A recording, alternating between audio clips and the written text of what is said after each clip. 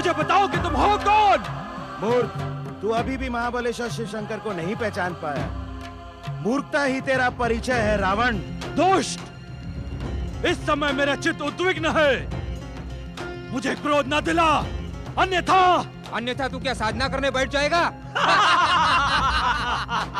लंकेश्वर रावण साधना की नहीं, शक्ति की भाषा ही समझता है।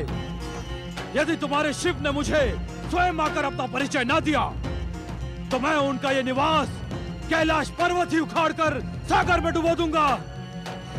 ऐसा दुस्साहस न कर रावण, अन्यथा तू भस्म हो जाएगा। शिव कोप से अपनी रक्षा कर रावण। शिव ने मुझे अपना परिचय न देकर मेरा उपहास उड़ाया है।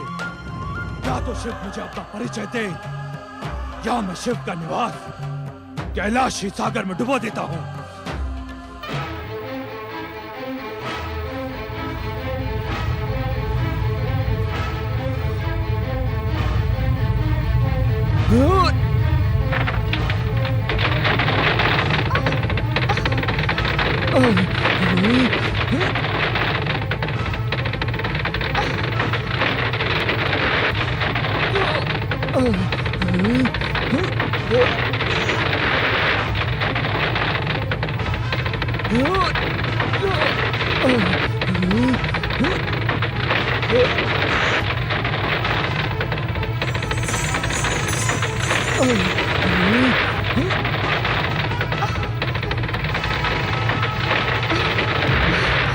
ये क्या हो रहा है स्वामी? उद्विग्न ना हो पार्वती, यह एक अहंकारी का अहंकार है जो खंडित होने की अभिलाषा लेकर प्रस्तुत हुआ है। अहंकारी का अहंकार? हाँ पार्वती, विश्व विजय तथा तीनों लोकों का स्वामी बनने का स्वप्न देखने वाला लंकेश्वर रावण आज कैलाश भूमि पर अपने अहंकार के साथ उपस्थित हुआ है। ऐसा अहंकार मैंने आज तक किसी वीर का ऐसा शक्ति प्रदर्शन नहीं देखा। यह प्रदर्शन युग परिवर्तन की सूचना भी है देवी पार्वती।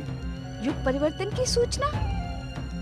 हमने आपसे कहा था ना देवी कि इस नवीन त्रेता युग में असुर तथा अशुभ शक्तियां अत्यधिक शक्तिशाली होकर उभरेंगी। आपने तो ये भी कहा था स्वामी कि परिणाम कितने भी अधिक घातक क्यों न हो, विजय सत्य की ही होगी। हाँ देवी, अंत में विजय सत्य की ही होगी। क्या इससे घातक परिणाम हो सकते हैं स्वामी कि किसी दुष्ट के अहंकार से जगत के स्वामी का सिंहासन डोलने लगे? अहंकारी लंकेश्वर को उसके दुस्साहस का उचित दंड दें स्वामी। तुम्हारी इच्छा का सम्मान करते हुए हम कैलाश को इसी क्षण स्थिर किए देते हैं। स्थिर करने से लंकेश्वर को उसकी दुष्टता का दंड कैसे मिलेगा स्वामी? दुष्ट की दुष्टता उसके अहंकार में छिपी होती है। कैलाश के स्थिर हो जाने से उसका अहंकार खंडित हो जाएगा, जिससे उसे सत्य का ज्ञान स्वतः ही हो जाएगा।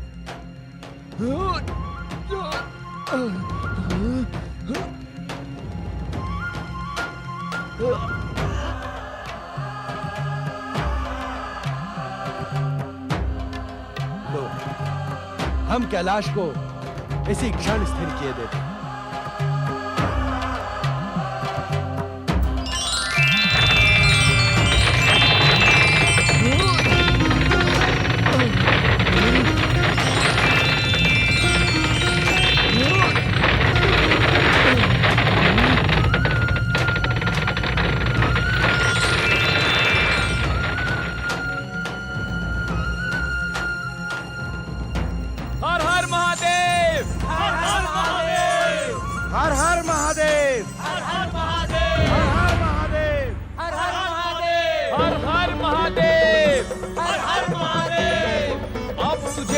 का ज्ञान हुआ ना मूर्ख? तेरा अहंकार तो ध्वस्त हो गया, दुष्ट। अब यदि प्राणों की रक्षा का इच्छुक है तो पुकार शिव शंकर को। देवाधिदेव महादेव भगवान भोलेनाथ संपूर्ण जगत के स्वामी हैं, अजर अमर हैं। भोलेनाथ को उत्तेजित कर तूने अपने सर्वनाश को निमंत्रण दिया है रावण। परात्पर ब्रह्म शिव शंकर के क्रोध से इस संसार में तेरी कोई रक्षा नहीं कर सकता रावण। शिव गणों, मैं तुम्हारे शिव को पुकारने के स्थान पर ब्रह्मा से पूछूंगा कि उन्होंने मुझे इतना शक्तिहीन वरदान क्यों दिया।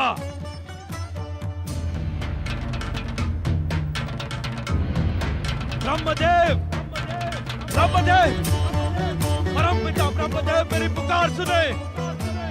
ब्रह्मदेव, यदि आपने मेरी पुकार ना सुनी तो मैं आपका नाम लेकर आत्महत्या कर लूंगा और एक ब्राह्मण की हत्या का पाप आपके मस्तक पर लगेगा। ब्रह्मदेव, आपके मस्तक पर। ब्रह्मदेव, यदि आपने मेरी पुकार ना सुनी तो मैं आपका नाम लेकर आत्महत्या कर लूंगा। जागे स्वामी जागे। रावण के हठ से तो आप भली भांति परिचित हैं। आपकी कठोर तपस्या के समय इसी दशानन ने आपको प्रसन्न करने के लिए अपने 9 मस्तकों की बलि दी थी। जागे स्वामी जागे। मैं अंतिम चेतावनी दे रहा हूं परमपिता। आप तो वाग्देवी मां सरस्वती के स्वामी हैं। कोई ऐसा उपाय निकालिए जिससे कि आपके वरदान को प्राप्त रावण पर आया संकट टल जाए, अन्यथा मैं स्वयं अपने प्राण त्यागने जा रहा हूं। ब्राह्मण हत्या के दोष से सावधान ब्रह्मदेव, सावधान। वाग्देवी सरस्वती, यदि आप अपने पति परमेश्वर को ब्रह्म हत्या के दोष से बचाने की इच्छुक हैं, तो लंकेश्वर रावण की सहायता करें। उचित यही होगा कि आप उसकी जिह्वा पर स्वयं विराज कर उसकी अहंकारी वाणी को नियंत्रित करें। ऐसा आदेश क्यों स्वामी? यह आदेश नहीं है देवी सरस्वती, मन में बसे शिव शंकर को प्रसन्न करने का प्रयत्न है। अर्थात जिस वाणी पर परम शिव आराधिका वाग्देवी सरस्वती का नियंत्रण है, उससे तो अमृत रूपी शिव भक्ति की निर्जर गंगा बह उठेगी। शीघ्रता करें देवी सरस्वती। अहंकारी लंकेश्वर रावण भयंकर हठी है। अवश्य स्वामी। ब्रह्मदेव, मां सरस्वती, मुझ पे आया संकट दूर करो।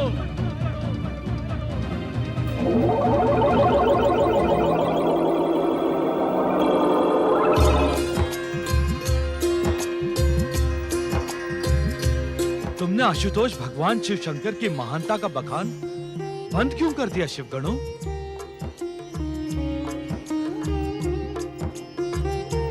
मुझे विश्वेश्वर की अमृत कथा का रसपान कराओ शिवगणों। चकित न हो शिवगणों, मेरी मूर्खता को क्षमा करें। इस संसार का हर प्राणी शिव इच्छा से जन्मा होने के कारण शिवगण है। इसलिए तुम मेरे मित्र हो, बंधु हो, भ्राता हो। कहो कहो, भगवान शिव की अमर कथा कहो। शिव भक्त परिवार में तुम्हारा स्वागत है लंकेश्वर रावण।